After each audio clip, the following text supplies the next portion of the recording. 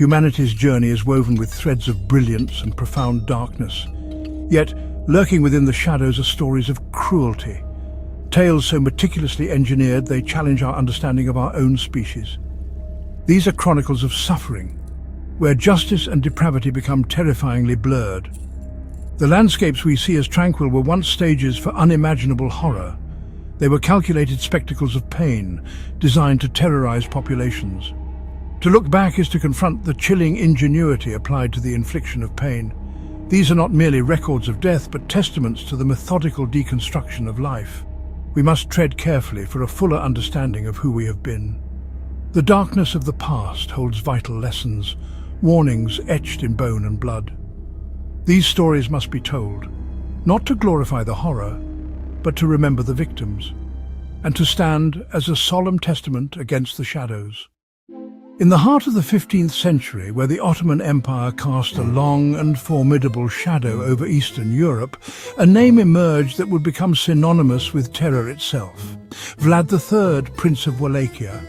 Known to his enemies as Dracula, the son of the dragon, and to history as Vlad the Impaler, he was a ruler forged in the crucible of constant warfare, betrayal and political intrigue.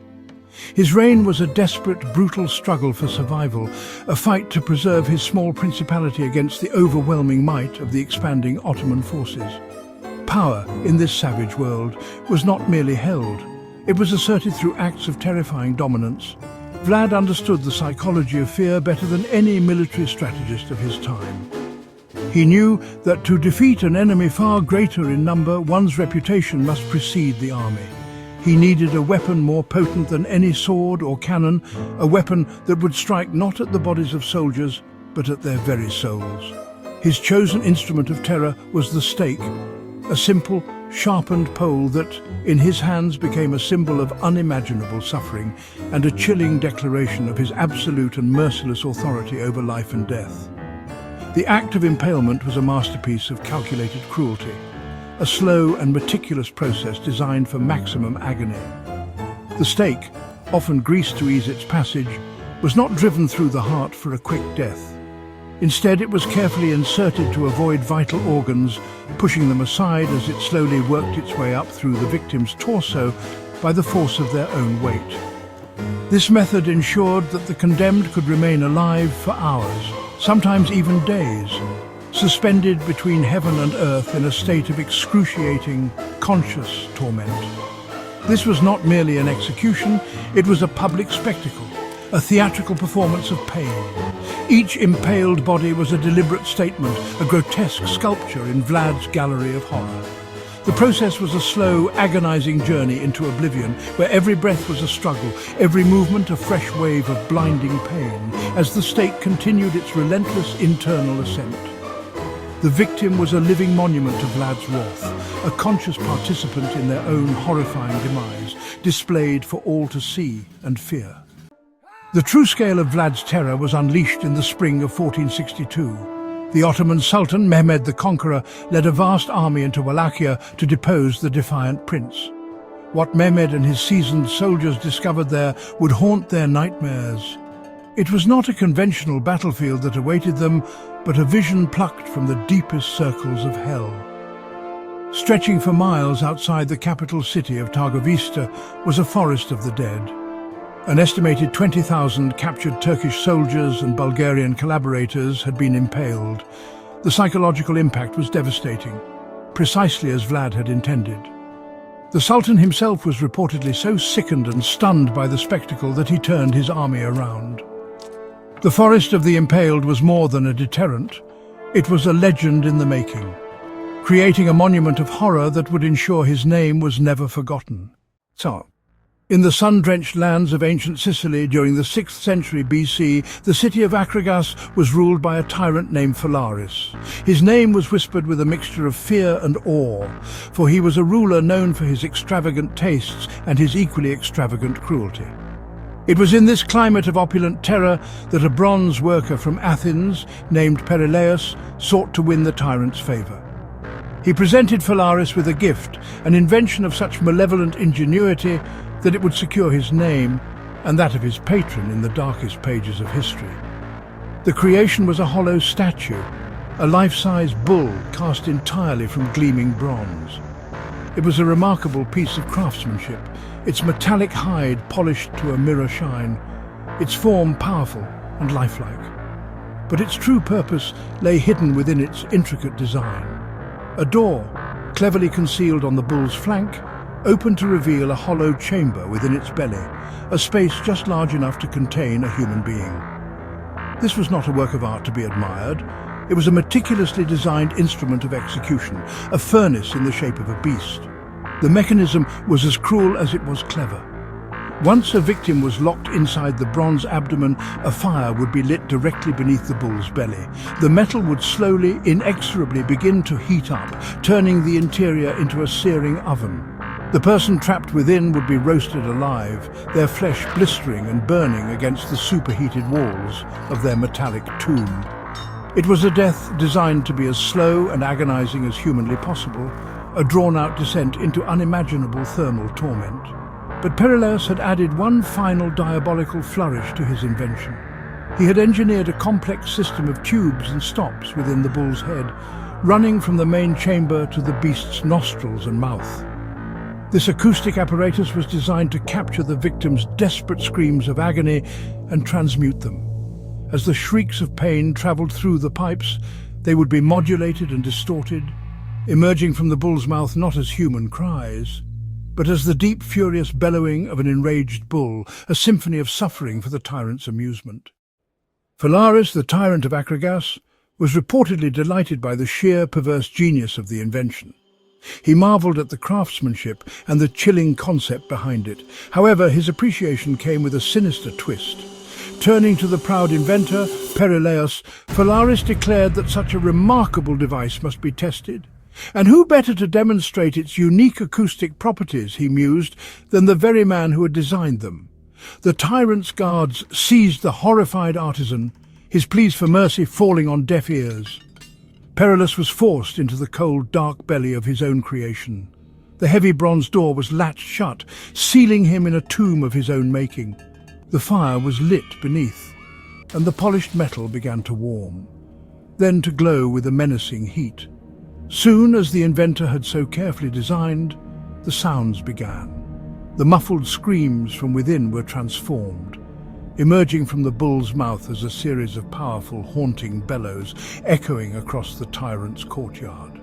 The bull had found its voice, and it was the voice of its own creator's agony. Yet Phalaris was not entirely without a twisted sense of mercy, or perhaps he simply did not wish for his new toy to be sullied by the stench of burned flesh. Before Perillus could die, the tyrant ordered the fire extinguished and the door opened. The inventor was dragged out, his body horribly burned, his mind shattered by the ordeal, but still clinging to life. For a fleeting moment, he may have believed he would be spared, a living testament to the bull's horrific power. But there was no clemency in the heart of Phalaris. He had no intention of allowing the man who knew the secrets of his new favorite instrument of terror to live. As Perillus lay broken and gasping on the ground, the tyrant gave his final order. The inventor of the brazen bull, the man who had sought favor through an offering of unparalleled cruelty, was taken to the top of a high cliff and thrown to his death. It was a fittingly brutal end, a final grim lesson that those who design monsters often end up being consumed by them one way or another. Here we witness a collision of faith and flesh. The story of St. Bartholomew culminates not in quiet reverence, but in unimaginable suffering. His crime was converting the local king, threatening the pagan priesthood. It was a calculated act of terror designed to strip away his life and skin. The method chosen was flaying, a slow, meticulous deconstruction. Imagine the searing pain as the knife breaks the surface. The skin is systematically separated. The psychological horror is perhaps greater than the physical pain. To be conscious while being unmade is a terror that defies comprehension. His body was being publicly dismantled, a visceral message. It was a public spectacle, a performance of power. The symbolism of this act is complex. Skin represents identity, the boundary between self and the outside world. To flay is to erase existence. In Christian martyrdom, it's a metaphor for shedding the mortal coil, revealing the spirit within. Bartholomew became an icon of spiritual purity. The process is a medical nightmare. The flayed saint became a fixture in religious art, famously in Michelangelo's The Last Judgment. Bartholomew is depicted holding his own skin, a haunting self-portrait. This serves as a statement on sacrifice and redemption. The flayed skin becomes a trophy of his spiritual triumph. He is a conqueror who has transcended humanity's worst. Thus, a brutal execution was enshrined as a symbol of devotion. The act amplified his message, creating a legend that would inspire generations. The story of St. Bartholomew is a reminder of human cruelty and the capacity of the human spirit to find meaning in suffering. His skinless form, a lasting symbol of faith laid bare. Within the cold, damp stone of fortress prisons like the Tower of London, a different kind of horror was devised, one that preyed not only on the flesh, but on the deepest, most primal fears of the mind. This was not the swift work of a blade or the fiery embrace of the pyre. This was a slow, creeping terror, a psychological siege that used one of nature's most resilient and resourceful creatures as its instrument of torment. The rat, a symbol of filth and disease, a creature that thrives in the darkness and decay of human society, was to be turned into a living weapon against the human body. The method was devilishly simple in its concept, yet infinitely complex in its psychological impact. The victim would be restrained, rendered helpless and immobile. A cage open on one side would be placed against their abdomen, trapping one or more rats against their bare skin. The very presence of the frantic, scratching creatures would be enough to begin the unraveling of the mind. The small space, the desperate scrabbling of claws, the unsettling warmth of the rodent bodies, all would combine to create a sense of impending doom, a prelude to the true agony that was to come. The true genius of this torture, if one can call it that, lay in its manipulation of natural instinct. The tormentors would then apply heat to the outside of the cage, a lit torch or hot coals. The rats, trapped between the growing heat and the soft flesh of the prisoner, would be driven into a state of absolute panic. Their natural instinct for survival, their desperate need to escape the searing heat, would override all else. There would be only one path of escape, one direction to flee the encroaching fire: forward, downward, into the soft barrier of the human stomach. This is a terror born of anticipation. The victim, fully conscious, would feel the increasing panic of the animals trapped against them. They would feel the frantic scratching intensify, the desperate search for an exit. They would hear the squeals of fear from the rats, a sound that would mirror their own silent screams, and they would know with chilling certainty what was about to happen. The final stage is a profound violation. Driven by unbearable heat, the rats burrow, tearing through skin and muscle. It's a desperate act for the animal, but for the human, it's an agonizingly slow death. The body's fortress is breached from within, vital organs rupture, leading to internal bleeding and septic shock. The body becomes a tomb, a frantic arena of death. The psychological trauma is a horror almost impossible to articulate. The cruelty lies in its intimacy, a shared struggle in a confined space. This detachment adds psychological torment, a grimly natural process. This torture demonstrates a dark chapter in human ingenuity, designed to break the mind. The rat, twisted into an instrument of unimaginable cruelty, a testament to mankind's dark creativity. Scaphism, practiced in ancient Persia, was a prolonged and dehumanizing execution. The victim was placed between two boats with only their head, hands and feet exposed. Force-fed milk and honey to induce diarrhea, their exposed limbs were coated in the mixture, attracting insects. Trapped in their own waste, the victim became a living lure, slowly realizing the horror of their agonizing demise. The boat would then be set adrift on a sun-scorched marsh. The flies would be the first to arrive, drawn by sweet honey and foul waste. They would swarm over the exposed face and limbs, crawling into every orifice. The true horror lay with the insects that sought to nest and feed. As the days wore on, the victim's condition would deteriorate. The flesh would rot away, becoming gangrenous. The insects would begin to feed on this putrefying flesh. Maggots would hatch in the open wounds, burrowing into the living body, consuming the victim from the inside out. This is a death that erases the boundary between life and decay.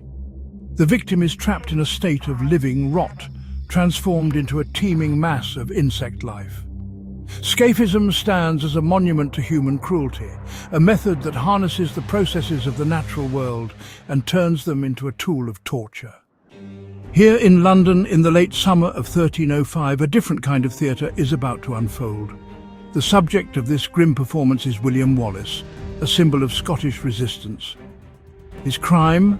The audacity to dream of freedom for his people, a dream the English crown was determined to extinguish. Dragged through the London streets tied to a horse, his body bruised, the crowds jeered, their voices a cacophony of state-sanctioned hatred. For Wallace, this was the culmination of a life lived in defiance, leading his countrymen in a war for independence. He had tasted victory at Stirling Bridge. Even now, there is a sense that this is not just a man being led to his death, but an idea being put on trial. The ceremony of cruelty is precise. Each component is a separate act of barbarity, designed not just to kill, but to utterly annihilate the condemned. A stark warning to any who would dare to follow in Wallace's footsteps. The stage is set, and a nation holds its breath. The gruesome execution begins with the rope. Wallace is hanged, brought to the edge of death, then cut down. He is laid upon the executioner's block, facing unimaginable horrors. Then begins the drawing, the disembowelment. His entrails are pulled from his body while his heart still beats, then cast into a fire. The final act is the quartering. His lifeless body is subjected to one last indignity. His head is severed and his limbs are hacked from his torso. His severed head is impaled on a spike atop London Bridge. His limbs are sent to the four corners of the kingdom. The English crown sought to erase William Wallace, but instead they transformed him into an immortal martyr. They sowed the seeds of his legend. Imagine a world where breathing feels poisonous. This was mid-14th century Europe, gripped by Yersinia pestis, the bacterium of the Black Death. Carried by fleas on rats aboard ships, it washed over the land, leaving devastation. It did not discriminate. Symptoms were swift: fever, chills, and the telltale buboes. For most, this was a death sentence. Society crumbled under the weight of the dying. Corpses overwhelmed every system. Carts patrolled the streets. Bring out your dead. How does one make sense of a world where a third of the population vanishes? Neighbours feared neighbours, parents abandoned children. As churchyards overflowed, plague pits became a grim necessity. These vast trenches became gaping wounds.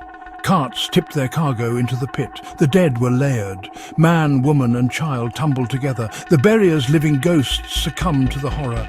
Their bodies joined the mass they created. These pits were not memorials, simply holes.